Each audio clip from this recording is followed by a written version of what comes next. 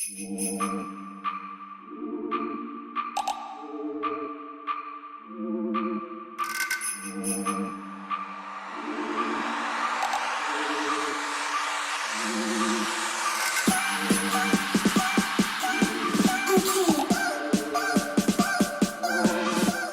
déjà de nous accueillir parce que cette matinée, donc, on a été accueillis par Snips. Bienvenue à tous chez Snips. Et maintenant, en fait, on va conclure la matinée peut-être pour déjà savoir ce que c'est que Snips. Ce serait peut-être déjà bien d'en savoir un peu plus sur cette start-up.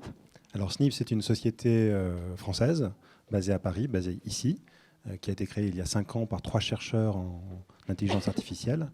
Et la société a commencé à travailler ces sujets d'IA appliquée pour finalement décider de s'attarder sur la question des interfaces homme-machine. Et d'ailleurs, c'est notre mission, c'est de vouloir faire disparaître la technologie grâce à l'intelligence artificielle. Donc notre mission est plutôt d'utiliser cet outil pour faire améliorer les interfaces homme-machine, et on en parlera sur le sujet de la voix, parce qu'aujourd'hui, notre produit principal, c'est une interface vocale, un petit peu comme Siri, un petit peu comme Alexa, dont on entend beaucoup parler. Notre technologie, en fait, permet à tout constructeur d'objets connectés d'intégrer une interface vocale indépendamment, justement, des GAFA. Et justement, en fait, la voix, on en entend beaucoup parler. C'est vraiment quelque chose qui est en train de devenir le sujet. Beaucoup disent que de toute façon, c'est demain, ce sera la voix et rien que la voix. Mais aujourd'hui, concrètement, on en est où dans tout ce qui est assistance vocale et reconnaissance vocale? Alors, c'est un sujet extrêmement complexe. Encore une fois, on parle probablement dans le sujet de Snips et puis des sujets d'actualité, on parle d'interface homme-machine. Mais quand on dit voix, en fait, on parle de communication, on parle d'interface. La voix est un facteur de productivité entre les hommes depuis très très longtemps. Et la voix apparaît il y a probablement 2 millions d'années avec l'Homo erectus. Et à l'époque, c'était plutôt un proto-langage. Donc la voix était un instrument qui se formalisait, qui permettait des interactions plus abouties. Mais en réalité, la voix, au sens du langage tel qu'on le connaît aujourd'hui, émerge plutôt avec l'Homo sapiens, il y a 100 000 ans. Et force est de constater que 100 000 ans, c'est beaucoup plus ancré dans notre espèce que l'écriture il y a 5 000 ans. Donc cette interface, en fait, entre hommes, en tout cas, est une interface qui est profonde chez nous, qui est presque primitive. Elle est profondément ancrée dans notre cortex. Et d'ailleurs, j'adore le fait que ce matin, tu aies organisé la conférence sans qu'il y ait de visuel. Donc en fait, on est dans la littérature presque, c'est-à-dire qu'on utilise une interface qui est à la fois extrêmement sophistiquée, qui fait appel à toutes nos fonctions cognitives, alors que l'image et les mots sont des interfaces plus récentes et elles auront tendance à peut-être plus polariser les esprits, ou en tout cas prendre des raccourcis plus modernes. Donc, encore une fois, la voix, c'est cet instrument qu'on utilise, qui est sophistiqué, qui est très ancien. Et pour répondre à la question, enfin, la voix est un instrument qui est en train d'émerger fortement en termes d'interface homme-machine. Et ce phénomène est en train d'exploser parce que des sociétés comme Apple en particulier, et on connaît les interfaces de Siri, ont mis dans les mains de quantités impressionnantes de consommateurs une nouvelle interface qui est tout simplement l'évolution naturelle des interfaces homme-machine. Il y a 70 ans, les ordinateurs étaient extrêmement compliqués. Il fallait un PhD pour pouvoir utiliser un ordinateur. Aujourd'hui, presque tout le monde peut utiliser une interface graphique. Il y a une évolution qui est graduelle. Toutes les décennies, finalement, voient une nouvelle forme d'interface homme-machine. Donc les premiers ordinateurs, il fallait des diplômes. D'ailleurs, les humains étaient livrés avec les machines, tellement c'était compliqué. Ensuite, il fallait avoir extrêmement de compétences pour maîtriser les couches qui étaient pour la peine très basées sur le langage écrit. Donc il y a ce qu'on appelle les Command Line Interface, Unix en l'occurrence. Puis, 10 ans plus tard, les interfaces graphiques qui ont été popularisées encore une fois par Apple, Steve Jobs et le Macintosh. Puis, les interfaces tactiles, 10 ans plus tard, ou 20 ans plus tard, c'est-à-dire il y a 10 ans. Donc le smartphone et l'émergence de l'interface tactile qui permet au plus grand nombre d'utiliser la technologie. Et aujourd'hui, alors je vous le dis comme ça, c'est mon sentiment, mais c'est le sentiment de beaucoup de personnes chez Snips et d'analystes, c'est que, qu'on le veuille ou non, l'interface vocale est la prochaine interface homme-machine massivement distribuée. Et évidemment, les GAFA, donc Google, qui a commencé à vendre son premier objet communicant, Google Home à la Fnac, il me semble en décembre dernier, va se faire rattraper en France par Amazon, qui va lancer son produit dans 1 mois, en français. Amazon est déjà en avance aux États-Unis. Ils ont vendu 40 millions d'appareils, c'est-à-dire une fraction des domiciles qui est tout simplement massive. Donc ces interfaces sont en train de pénétrer le marché de manière radicale. Aucun appareil électronique a eu un tel engouement dans l'histoire de l'électronique des grands consommateurs. Donc voilà, cette interface s'impose à nous. Et du coup, aujourd'hui, dans les développements, parce qu'on a l'impression que c'est simple, en fait, on a l'impression qu'on peut parler comme ça à Alexa ou à Siri, mais est-ce qu'il n'y a pas des... Est-ce qu'on peut vraiment leur parler? Enfin, est-ce qu'ils nous comprennent vraiment? Alors, il faut vraiment découper le problème, parce que c'est une interface qui est extrêmement compliquée, mais qui se veut simple. Donc la voix, aujourd'hui, est une onde sonore qui est, en général, qui part de l'humain. Donc on a cette capacité. Ensuite, la machine, elle ne sait absolument pas quoi en faire. Donc c'est à nous d'organiser les algorithmes pour que la voix puisse être comprise. Donc il y a un premier élément qu'on appelle l'ASR, la transcription de la voix en phonème, c'est-à-dire en mots. Le problème des interfaces homme-machine, c'est qu'elles sont codifiées pour pouvoir répondre aux fonctions de la machine. Or, l'humain a une palette vocale très large. Par exemple, en français, on a 40 000 mots, en anglais 60 000, le saviez-vous? Il y a plus de mots en anglais qu'en français. Il y a 6 000 langues à travers le monde. Voilà, donc il faut pouvoir comprendre les mots, mais un des sujets les plus compliqués, qui n'est pas encore traité, c'est-à-dire de pouvoir désambiguer comme le fait l'homme.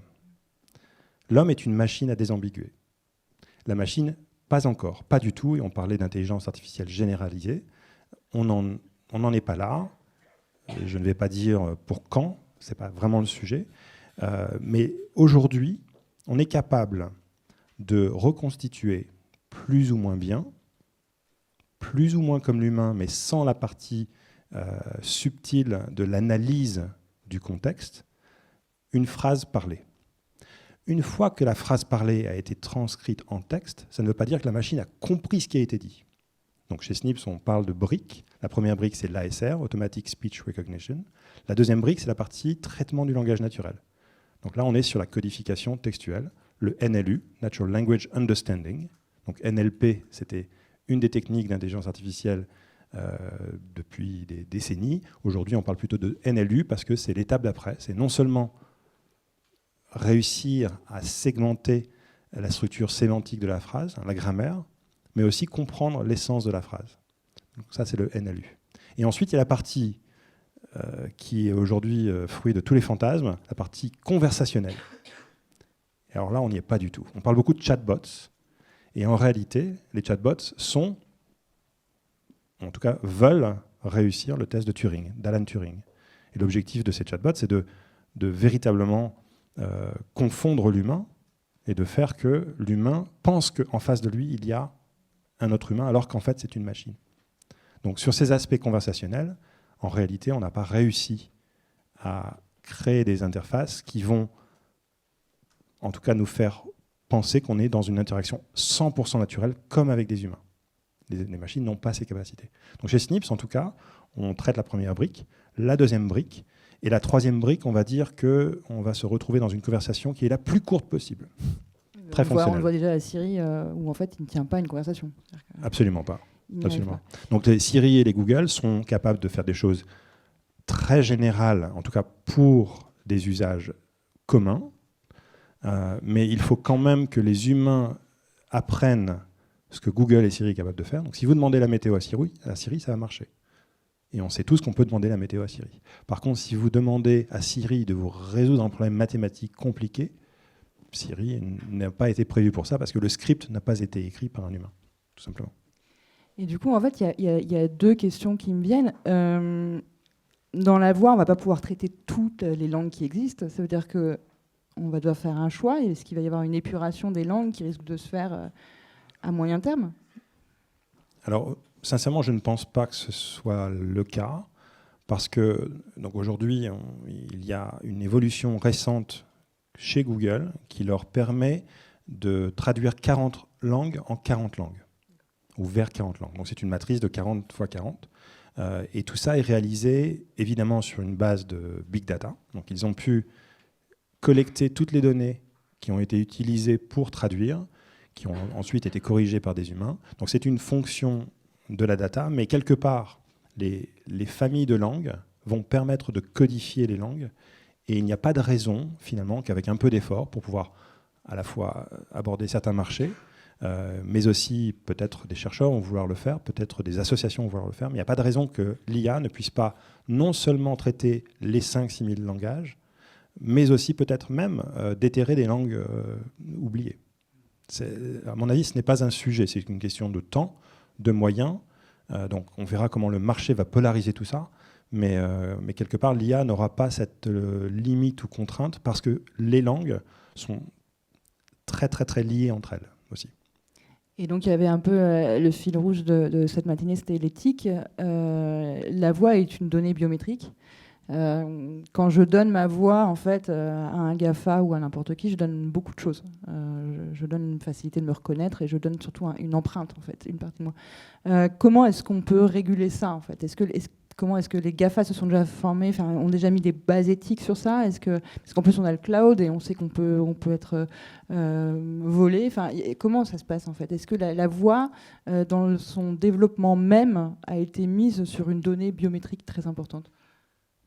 Alors chez Snips, on a cette notion forte dans notre ADN, c'est le privacy by design. Donc en fait, on a décidé de se donner des contraintes maximales dès le début, en se disant en fait, on n'a pas besoin de collecter toutes les données par défaut. Donc notre manière de développer une interface vocale, déjà, c'est évidemment on utilise des outils d'IA pour créer ces outils d'interface vocale. Et il faut distinguer la partie fonctionnelle de la machine a entendu, elle a compris ce qui a été dit, et ensuite la partie éventuellement cognitive de la machine. Encore une fois, la partie cognitive, je la pousse un peu plus tard.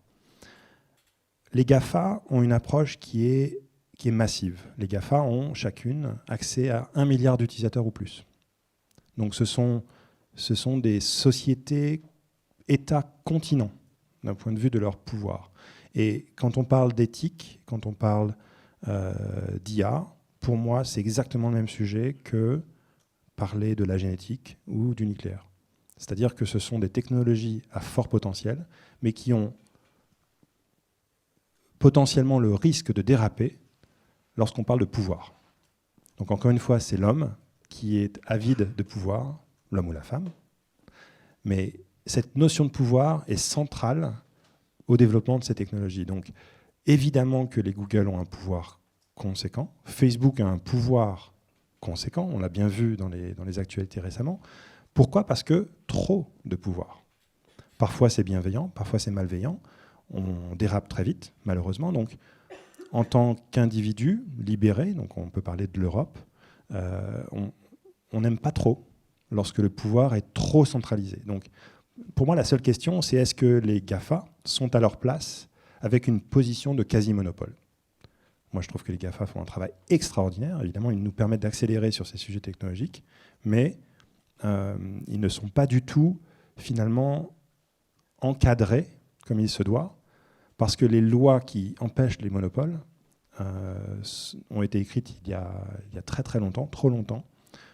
Avant, pour casser un monopole, il fallait considérer qu'une part de marché était dominante. Or, Facebook ne régule que 25% de nos interactions au quotidien. Est-ce que 25% c'est dominant? Là, Facebook n'est pas entre nous. On utilise une interface vocale pour communiquer, pour échanger. Eh bien, 25%, lorsque les effets de réseau sont intégrés dans l'équation, en fait, c'est une interface dominante. Facebook est dominant. Et si on efface Facebook, alors on perd énormément de données, de connexions, de liens. Donc, la définition pour moi du danger vient du fait que les données sont centralisées de manière massive et contrôlées par un acteur centralisant. C'est vraiment le seul sujet, et on peut parler d'IA, on peut parler de blockchain, on peut parler de big data, c'est le même sujet.